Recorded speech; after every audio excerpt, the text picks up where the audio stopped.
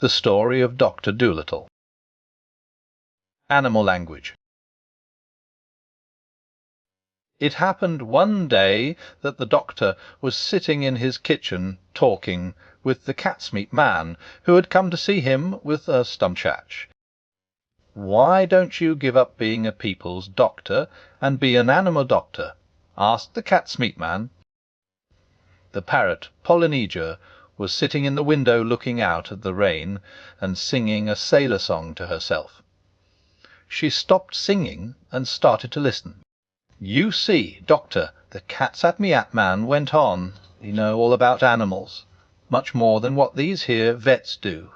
That book you wrote about cats, why, it's wonderful. I can't read or write myself, or maybe I'd write some books, but my wife, Theodosia, she's a scholar, she is, and she read your book to me.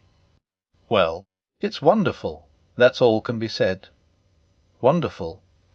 You might have been a cat yourself. You know the way they think. And listen. You can make a lot of money doctoring animals. Do you know that? You see, I'd send all the old women who had sick cats or dogs to you. And if they didn't get sick fast enough, I could put something in the meat I sell 'em to make 'em sick, see?" "Oh, no," said the doctor quickly. "You mustn't do that. That wouldn't be right."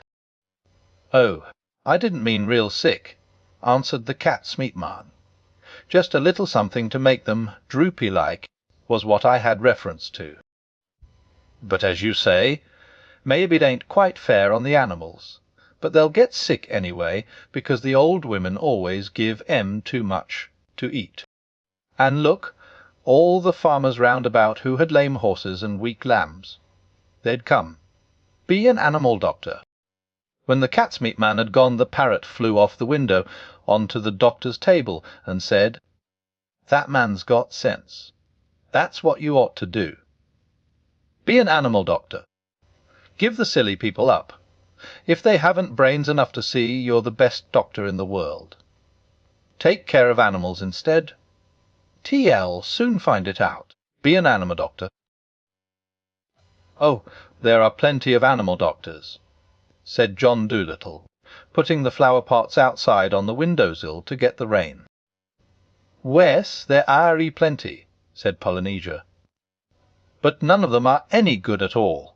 Now listen, doctor, and I'll tell you something. Did you know that animals can talk?" "I knew that parrots can talk," said the doctor. "Oh, we parrots can talk in two languages, people's language and bird language," said Polynesia proudly. "If I say, 'Polly wants a cracker,' you understand me. But hear this, K-K-O-I-E, Fikefe." "Good gracious!" cried the doctor. "What does that mean?" "That means, 'Is the porridge hot yet?' in bird language." "My, you don't say so," said the doctor. "You never talked that way to me before." "What would have been the good?" said Polynesia, dusting some cracker crumbs off her left wing. "You wouldn't have understood me if I had." "Tell me some more," said the doctor, all excited, and he rushed over to the dresser-drawer and came back with the butcher's book and a pencil. "No, don't go too fast, and I'll write it down. This is interesting, very interesting, something quite new. Give me the birds. 80 first, slowly now." So that was the way the doctor came to know that animals had a language of their own and could talk to one another. And all that afternoon, while it was raining, Pollen and Erjot sat on the kitchen table giving him bird words to put down in the book. At tea-time, when the dog Jip came in, the parrot said to the doctor, "See, she's talking to you." "Looks to me as though he was scratching his ear," said the doctor. "But animals don't always speak with their mouths," said the parrot in a high voice, raising her eyebrows. "They talk with their ears, with their feet, with their tails, with everything. Sometimes they don't want to make a noise. Do you see now the way he's twitching up one side of his nose?" "What's that mean?" asked the doctor. "That means, can't you see that it has stopped raining? Polynesia answered. "He is asking you a question. Dogs nearly always use their noses for asking questions." After a while, with the parrot's help, the doctor got to learn the language of the animals so well that he could talk to them himself and understand everything they said. Then he gave up being a people's doctor altogether. As soon as the cat's-meat man had told every one that John Dolittle was going to become an animal doctor, old ladies began to bring him their pet pugs and poodles who had eaten too much cake, and farmers came many miles to show him sick cows and sheep. One day a plough-horse was brought to him, and the poor thing was terribly glad to find a man who could talk in horse language. "You know, doctor," said the horse, "that vet over the hill knows nothing at all. He has been treating me 6 weeks now for spavins. What I need is spetiasius. I am going blind in one eye. There's no reason why horses shouldn't wear glasses, the same as people. But that stupid man over the hill never even looked at my eyes. He kept on giving me big pills. I tried to tell him, but he couldn't understand a word of horse language. What I need is spectacles." Of course," said the doctor. "I'll get you some at once." "I would like a pair like yours," said the horse. "Uli green. They'll keep the sun out of my eyes while I'm ploughing the 50-acre field." "Certainly," said the doctor. "Green ones you shall have."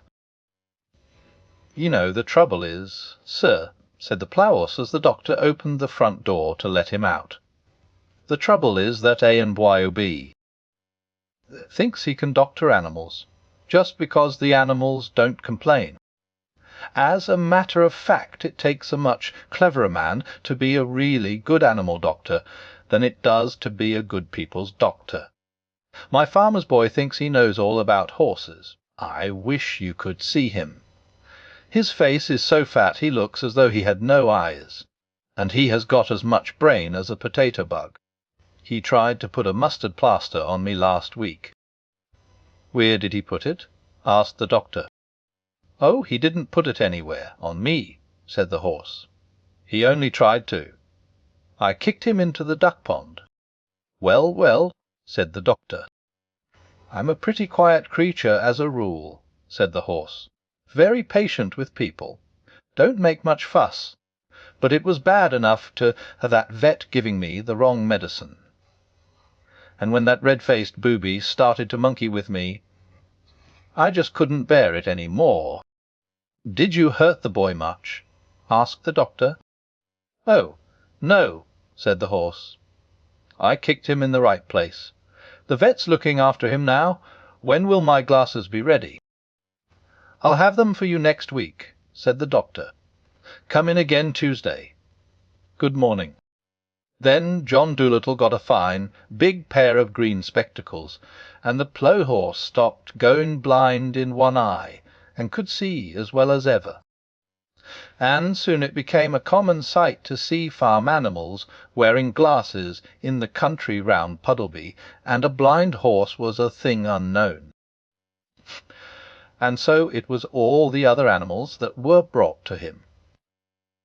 As soon as they found that he could talk their language, they told him where the pain was and how they felt, and of course it was easy for him to cure them. Now all these animals went back and told their brothers and friends that there was a doctor in the little house with the big garden who really was a doctor, and whenever any creatures got sick, not only horses and cows and dogs, but all the little things of the fields, like harvest mice and water voles, badgers and bats, they came at once to his house on the edge of the town, so that his big garden was nearly always crowded with animals trying to get in to see him. There were so many that came that he had to have special doors made for the different kinds.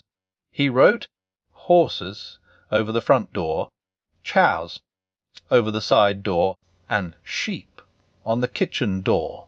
Each kind of animal had a separate door. Even the mice had a tiny tunnel made for them into the cellar. where they waited patiently in rows for the doctor to come round to them. And so, in a few years' time, every living thing for miles and miles got to know about John Dolittle. MD and the birds who flew to other countries in the winter told the animals in foreign lands of the wonderful Doctor Podalbionthmarsh, who could understand their talk and help them in their troubles. In this way he became famous among the animals, all over the world, better known even than he had been among the folks of the West Country. And he was happy and liked his life very much. One afternoon, when the doctor was busy writing in a book, Polynesia sat in the window, as she nearly always did, looking out at the leaves blowing about in the garden. Presently she laughed aloud. "What is it, Polynesia?" asked the doctor, looking up from his book.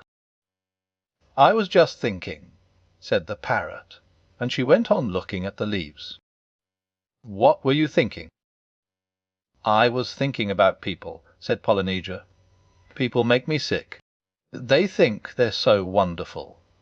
The world has been going on now for thousands of years, hasn't it? And the only thing in animal language that Polynesia have learned to understand is that when a dog wags his tail he means I'm glad.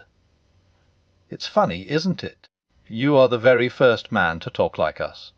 Oh, sometimes people annoy me dreadfully, such airs they put on, talking about the dumb animals, D-U-M-B.